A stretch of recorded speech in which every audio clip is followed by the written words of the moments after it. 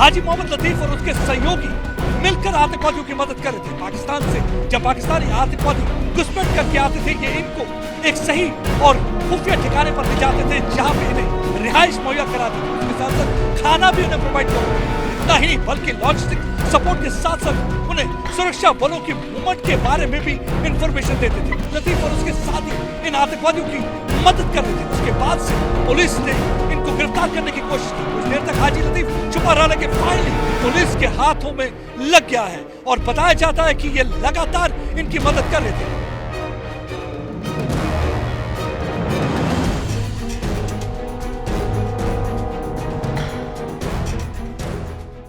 पाकिस्तान की खुफिया agency inter service intelligence और उनके भाड़े के आतंकवादियों को बहुत बड़ा दचका। जम्मू कश्मीर पुलिस ने किंगपिन समेत 9 आतंकवादियों के सहयोगियों को गिरफ्तार किया गया है और बताया जाता है इनमें से एक का नाम है हाजी मोहम्मद लतीफ।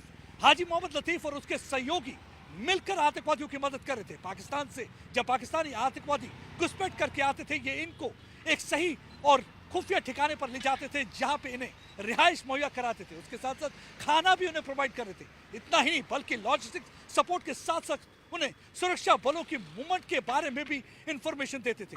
इनके कामकाज के ऊपर से पर्दा तब फाश हुआ जब कुछ हफ्ते पहले गंदो के इलाके में 3 पाकिस्तानी आतंकवादी मारे गए। इन्वेस्टिगेशन के दौरान पता चला कि यह हाजी लतीफ और उसके साथी इन आतंकवादियों की मदद कर रहे थे। उसके बाद से पुलिस ने इनको गिरफ्तार करने की कोशिश की। कुछ देर तक हाजी लतीफ छुपा रहा, लेकिन फाइनली पुलिस के हाथों में लग गया है और बताया जाता है कि ये लगातार इनकी मदद कर रहे थे। इतना ही नहीं, इनकी कम्युनिकेशन में भी इनकी मदद करते थे, इनको कम्युनिकेट करने में भी हेल्प करते थे और ये इनकी बातचीत इनके आकाओं के साथ जो कि पाकिस्तान में बैठे हैं वो करवाते थे। लगातार हमने देखा है कि पिछले कुछ महीनों से पाकिस्तान की पूरी कोशिश है कि आतंकवाद जो है कि जम्मू के इलाके में भी फैलाया जाए। वो चाहते हैं कि यहाँ पर एक बार फिर से एटमॉस्फेयर को कम्युनलाइज किया जाए। वो चाहते हैं कि यहाँ पे भी अमन अमान को खराब किया जाए। उसके साथ साथ एक इंप्रेशन क्रिएट किया जाए कि कश्मीर के साथ साथ जम्मू में भी हालात खराब है। लगातार जो आतंकवादी घुसपैठ करके आते हैं या तो कठुआ या सांबा के इलाके से, उसके बाद ये डोडा, कठुआ और किश्तवाड़ के इलाके में छुपने की कोशिश करते हैं।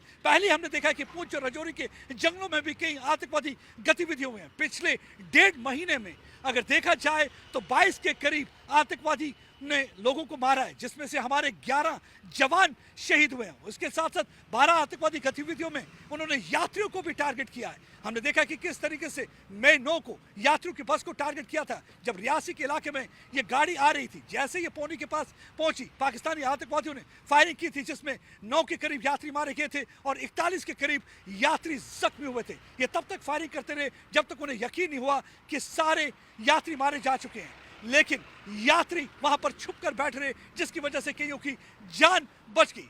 लगातार ये वो लोग हैं जो भारत में रहकर भारत के साथ गद्दारी करते हैं और पुलिस ने बता दिया है कि जो भी भारत में रहकर भारत के साथ गद्दारी करेगा तो उसे बख्शा नहीं जाएगा। यही एक वजह है कि इन 9 को एनिमी एजेंट्स एक्ट के तहत गिरफ्तार किया गया है। यानी कि ये वो दफा लगाई गई है जिसके तहत या तो इनकी उम्र कैद की सजा होगी या तो इन्हें फांसी लगाई जाएगी। एक पैगाम दिया जा रहा है कि जो भी भारत में रहकर गद्दारी करेगा, पाकिस्तान के आतंकवादियों की मदद करेगा, उसे बख्शा नहीं जाएगा। यही एक वजह है कि इन 9 को एनिमी एजेंट्स एक्ट के तहत गिरफ्तार किया गया है। पहले भी हमने देखा कि जब भी कभी ओवरग्राउंड वर्कर को पकड़ा जाता था, ओवरग्राउंड वर्कर हमेशा निकल जाया करता था, क्योंकि ये वो गद्दार हैं जो हाथ में बंदूक तो नहीं होती लेकिन बंदूक बरदारों की मदद करते हैं। ये वो गद्दार हैं, खुद तो गोली नहीं चलाते लेकिन गोली चलाने वालों की मदद करते हैं। ये वो गद्दार हैं जो हिंदुस्तानी होकर हिंदुस्तानियों को मरवाने में पाकिस्तानियों की मदद करते हैं। यही एक वजह है कि इनको पूरी तरह से इन गद्दारों को गिरफ्तार कर दिया गया है।